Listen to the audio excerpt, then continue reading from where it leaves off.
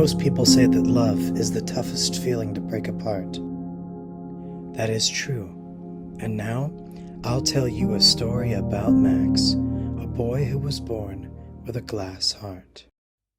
Max loved to skip around, jump, and play, until he had found something beautiful that made his entire day. He'd found a delicate rose, then another and another. He said to himself, I know. I'll bring these all to Mother. So Max burst through the doors, all cheerful and happy too. He yelled, Mother, come quick. I have something for you. She quickly came around the corner and said, Let me see.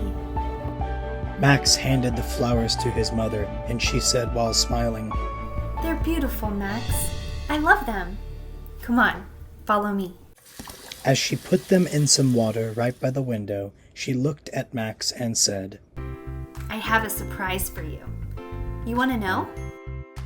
Max jumped with joy and danced with glee, and he wondered what his surprise was. It was a real mystery.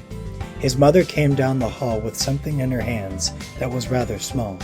She smiled and said, Happy birthday, sweetheart.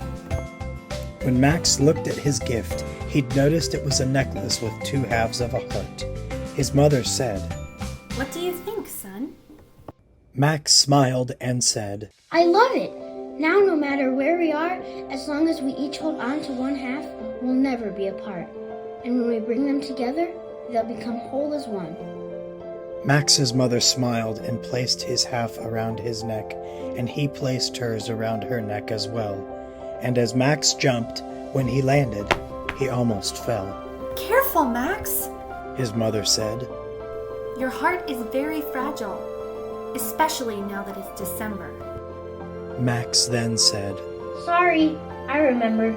I think I'm gonna go lay on my nice, soft, warm bed. Max ran to his room and began to look out his bedroom window. He looked up at the night sky and watched as the stars began to glow. A few years had passed, and Max had just turned 13. It was his first day back to school, and he already wanted to go home because all the kids in his grade were rude and mean. He ran home crying, his face turning red along the way. How would he tell his mother? What would he say? This would not be the first time Max had run home from school crying. This, in fact, would be the second day. He burst through the doors crying, his tears flowing fast and not drying. Hearing this made his mother shoot up out of her chair instantly.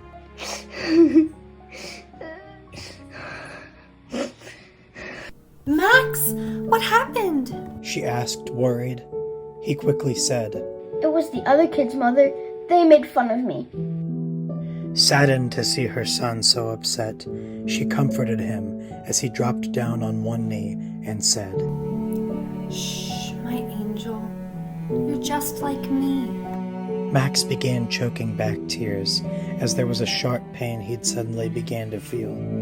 He wiped a tear from his cheek and said, But we're different, Mother. My heart is made out of glass. And yours is real. This is true. She said, You're very right. But we do both share something. What's that? Max asked out of curiosity. His mother then said, We both possess heavenly light. So you see, I'm just like you, and you're most definitely just like me.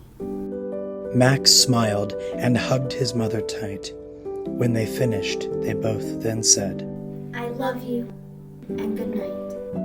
The next morning was a new day for young Max. He ran to school so fast he'd hardly left any snow tracks. He thought it was going to be easy, and if he got bullied he'd stand up for himself, and he'd no longer be pushed around. Until someone had caught him off guard and tripped him. He slipped on ice and fell to the ground. As he landed, he began to feel instant pain. He then got off the ground and ran home faster than a train. He stumbled into the house, and onto his bed he did drop. His mother ran into his room, and Max then yelled, Make it stop! Max's mother, now crying for her son, looked down upon him and said through tears, What have they done? Max then unbuttoned his shirt, took it off, and opened a small compartment on the left side of his chest, and saw that his heart had been badly cracked, and said as he cried, Mother, it's time to let me go and put me to rest. Max's mother refused. She begged him, and she said, Not today.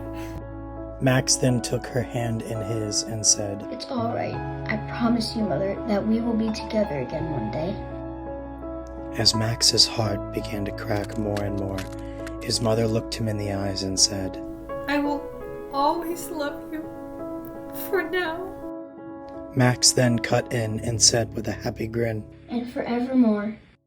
As his mother then kissed him on the hand, Max's heart then turned into shards. And as he closed his eyes, he would no longer suffer, but he would now go to a happier land. Up through the clouds, way up above, to a place full of joy and a place full of love. The funeral was held that very night, many in line to pay their respects and to say goodbye, and to comfort Max's mother whilst she tried not to cry.